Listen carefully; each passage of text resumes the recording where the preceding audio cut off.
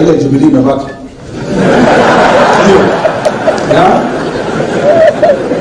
Kuna mipango tulikuwa tumeweka from 2016 2017 kwamba tutatekeleza kwa hii term ya michezo.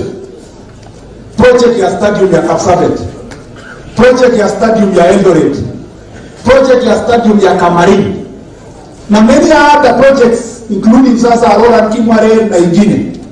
I feel very sad that in furtherance of political fights in Jubilee and in the wish to embarrass the deputy president, the government of Kenya denied the people of Nandi, Uasin Gishu, Elgeyo Marakwet, Rift Valley, athletes, business people, opportunities in the name of punishing one individual for no reason after supporting the president. Wanaanga watu kwa social media wananiambia Kamarin Stadium kwa nini haijaisha?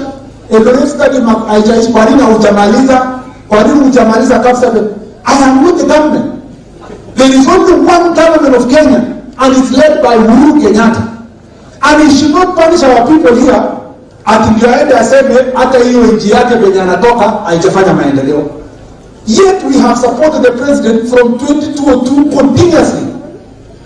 If there is any legacy that President Uhuru Kenyatta should have left in this region, is to leave our athletes having facilities in the water train. And I feel extremely embarrassed that I supported Jubilee to the hilt. But at the moment, that same government, na hii mkoa yote ilikuja na hii kitu inaitwa handshake. Tangu mtu aingia hapo, anyway. Alafu sasa kuna watu wengine wanatembea hapo ati tunaombea ati sisi ni Azimio, tunaombea Tinda nini. Simwambie sasa amalize kazi ile tulikuwa nayo kama nyinyi mko serious. Why is he punishing our people?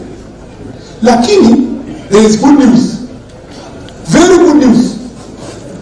Mungu ametufungulia njia ya kuenda katika ukombozi kupitia chama cha UDA na serikali ya bottom-up approach.